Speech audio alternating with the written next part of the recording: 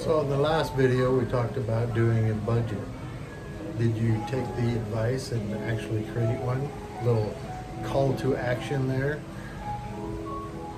Well, this time around we're going to talk about what you can do with that budget now that you've got a baseline. The best absolute strategy you can possibly do is called house hacking.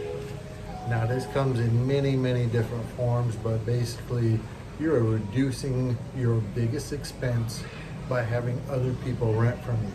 This could be a roommate situation. This could be doing a duplex and actually having one side living in it, the other side you're renting out, which is what I actually do. You could do up to like a fourplex and still get a residential loan that way. The point is to get rid of that biggest expense, or at least reduce it dramatically by having other people pay you to live there.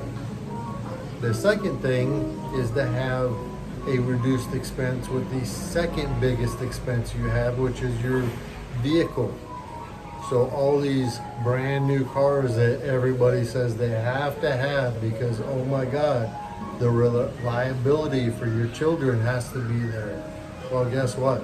There's plenty of older vehicles that are very reliable that only cost a couple $1,000s up to maybe $5,000 or $10,000 that would do exactly the same job as that $50,000 car you're running around in with the $800 payment. Get rid of those expenses. Now Dave Ramsey has a great strategy, what he calls the snowball.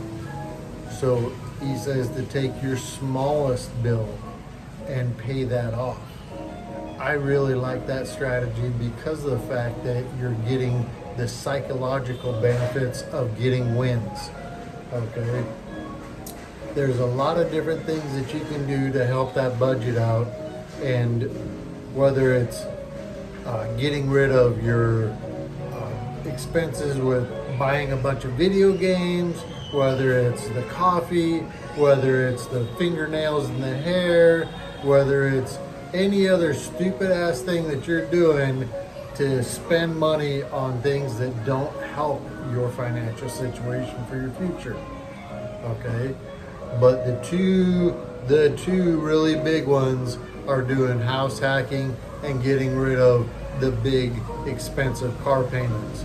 You can get rid of those two, then you start working on credit cards, medical payments, things of that nature.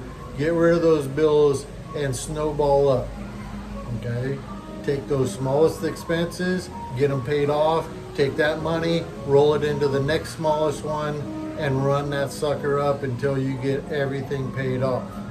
Okay, that's an easy win so that you can get everything dialed in with your expenses. You want to get a nice little emergency fund built up, say $1,000. I know a lot of people are going to argue and say, oh, $1,000 isn't enough. But guess what?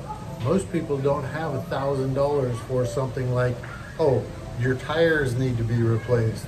You know, something as simple as just some maintenance on your vehicle, and they've got to put into their credit card to get those emergencies handled. So yes, $1,000 is plenty enough to handle a small emergency and get you through not having to put that on a credit card. So work on that stuff while you're getting your budget dialed in, you're getting all your bills dialed in, get some house hacking going on, sell those high payment vehicles and get something a little more reasonable. You don't make enough money to have those high payments. If you haven't even bought your first house yet, why are you putting all that money into a car that is depreciating? You want to get rid of that kind of stuff.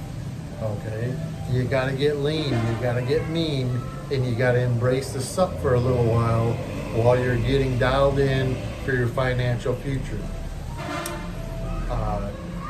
Valentine's Day, we're in Vietnam having a great time.